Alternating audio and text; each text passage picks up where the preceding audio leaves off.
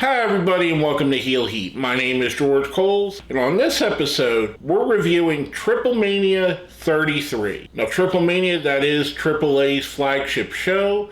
This is their first one to come under TKO ownership. We'll see what some of the differences are here. As I go down, I'm going to rate the matches. I rate everything on a 1 to 5 scale, 1 being the worst, 5 being the best. With that being said, let's jump right into the first match, the Copa Bardell. And this is kind of their version of a Royal Rumble. The major difference being the pinfalls and submissions count during the match. I don't want to go down everybody that was in it. I do want to mention some of the standouts. Otis, of course. I don't think he's not been on TV since Rusev destroyed him, so that was kind of cool seeing him there. Microman was pretty cool, especially when he was juxtaposed with Omos, which I thought was pretty cool. Mecha Wolf, I think Mecha Wolf was I guess you could say Iron Man or the breakout star, the one that impresses the most in the match without winning it. Omos did pick up the win here. I think it'd be pretty cool if they're lending Omos to AAA for a little while. Let him get a little bit of seasoning on him. He looked really good in this. He looked like he fit. He looked better than he's looked, I would say, almost ever in a WWE ring. But I thought this was really fun. This was a great opener in my opinion. I know not everybody's going to agree with this rating, but I got to give it a 5. It was highly entertaining. Now next up, we have a match for the Latin America's Championship. We have El Messias, who you may know as Mil Muertes from Lucha Underground, or Judas Messias from TNA, or before that when he was known by Ricky Banderas. He's defending against El Hijo de Dr. Wagner Jr. And for brevity's sake, we're just going to call him Dr. Wagner from here on out, which if you're not familiar, he is the son of Dr. Wagner Jr., so instead of being Dr. Wagner III, he's the son of, you get it. This is a pretty fun match. I enjoyed this. The involvement of his father, Dr. Wagner Jr., who had a feud with Messias a couple of years back, and also Dorian Reardon, who is and was part of the AAA management. I thought this was fun. I think it could have been a little bit better paced out. It did feel like there were times where they were just doing nothing. El Hijo de Dr. Wagner Jr. picked up the win. I'm going to give this one a 3. I thought it was good. Could have been better. Next up, we have a mixed 6-man tag match. We have Finn Balor, JD McDonough, and Raquel Rodriguez going up against Lola Vice, Mr. Iguana, and Nino Hamburguesa. I thought this was fun. This was a fun early card, get the fans excited type match. This is the kind of match I almost would expect it to go on first, except for they did the Copa Bardell, which historically they've always started AAA Triplemania with the Copa Bardell. So I understand why they did that. This is a nice little pace-setting match with nice little somewhat comedy match. At one point, we seen Finn Balor pull out a sock puppet of Demonito, which is his demon version, which I'm hoping, because we're getting little hints here and here, that I'm hoping that at one point Finn Balor brings out the demon character again. I know it's probably not going to happen until he's fully a face, but I thought this was a really, really fun match. I like the interaction between everybody here. Mr. Iguana and Layeska being scared of the demon.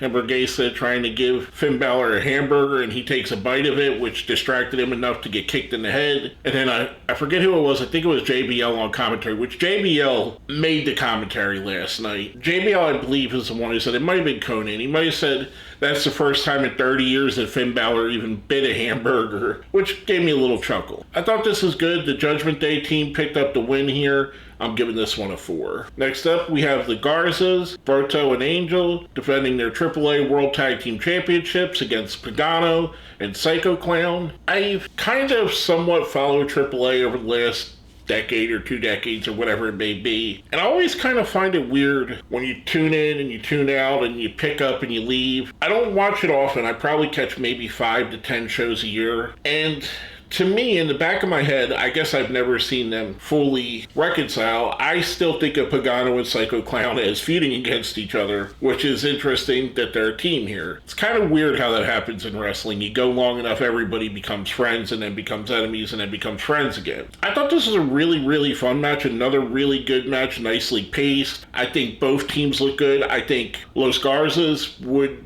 benefit from having a run in AAA and staying there for a while, because obviously their presentation last night was better than anything they've been presented as on WWE television. And maybe WWE can learn a couple things and present them that way on their show. The team of Psycho Clown and Pagano pick up the win here.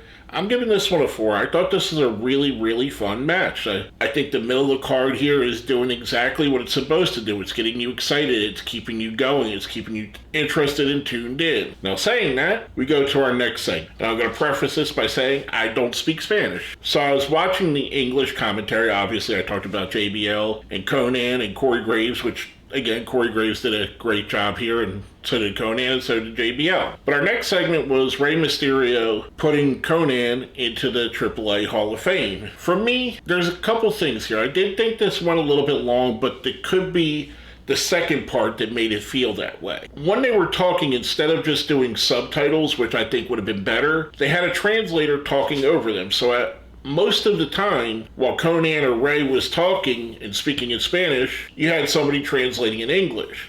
So what ended up happening is I didn't understand it in either language. Either they could have turned down the microphone levels for the English feed and given you a more predominant translation.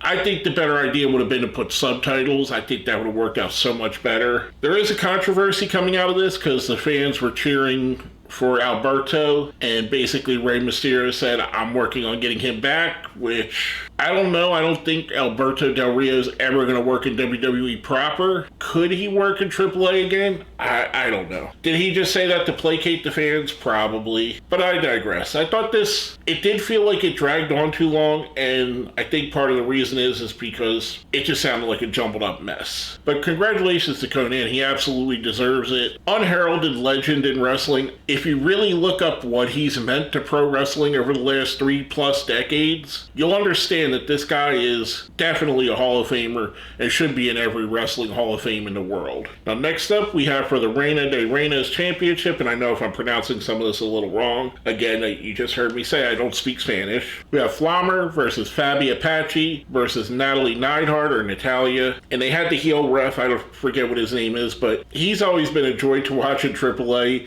being outwardly a heel at times. I thought this was a good match. I kind of feel like the crowd died a little bit, and maybe it was just me coming off of the Hall of Fame speech, and I don't think that they really picked that up here. I don't think that they really put that into a second or third gear. It wasn't a bad match by any stretch. I think they did well against each other, and I love the character that Natalia Neidhart is playing outside of WWE. Hopefully she gets to bring that into WWE. This is basically the same character, same type she had for Bloodsport, where she's more of a serious submission type wrestler. Ultimate Flammer picks up the win here. I'm going to give it a 3. I thought it was good. I can't say much more about that. Now, last but not least, our main event, a fatal 4-way for the AAA Mega Championship. We have El Hijo del Vikingo defending against Dominic Mysterio, Dragon Lee, and El Grande Americano. And this is obviously Ludwig Kaiser under the mask. I thought it was awesome that Kaiser sang his way to the ring so great, and he got a great response. The funny thing is that Vikingo got a poor response, and part of that is the aforementioned Del Rio. They kind of did a quick switch to Vikingo when